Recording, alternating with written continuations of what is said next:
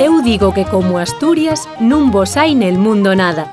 Si me asomo na miña porta, collo recimos da parra.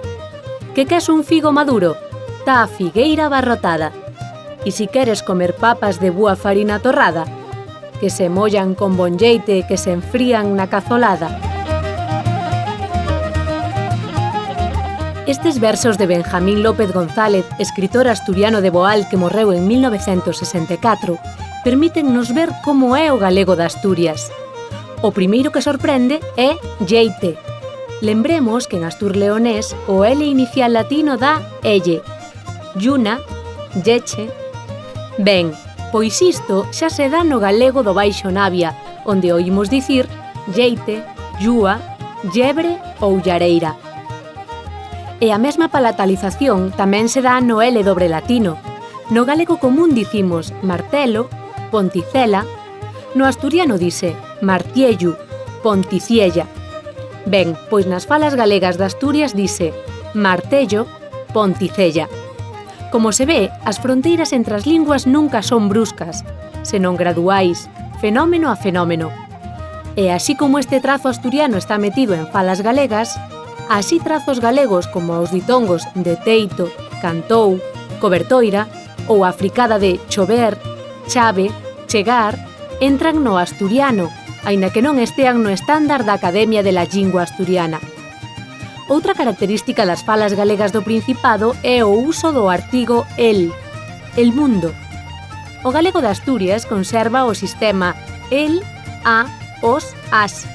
El neno, a nena, os nenos, as nenas. Curioso é que conserve un el neutro e un el feminino, neste caso cando a palabra que acompaña comeza por vogal, el erva. O emprego de el, xunto con outros fenómenos, delimita dentro do galego a área asturnegueiresa, que comprende 16 concellos asturianos e o lucense de Negueira de Muñiz. Ben falado. Froito que se dá nas pereiras. Pera. Cómense no San Xoán feitas na grella. Sardiñas.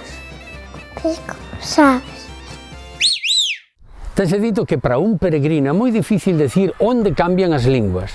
Naturalmente, o que oie falar hoxe aquí é moi distinto do que oiu falar hai 15 días moitos quilómetros atrás, pero nunca ten a sensación de estar pisando unha fronteira lingüística. E isto pasa nos países eslavos, nos xermánicos, nos bálticos, nos latinos, en todas partes.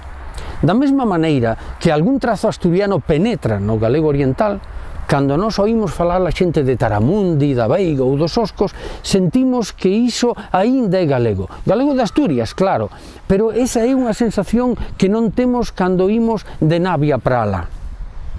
Isto non prexulga ningunha fronteira, porque o futuro do galego de Asturias decídeno exclusivamente os que o falan. Pero se galegos e asturiáns primos irmáns, non hai mal en que nós, os de Navia para cá, os sintamos como irmáns. Abur.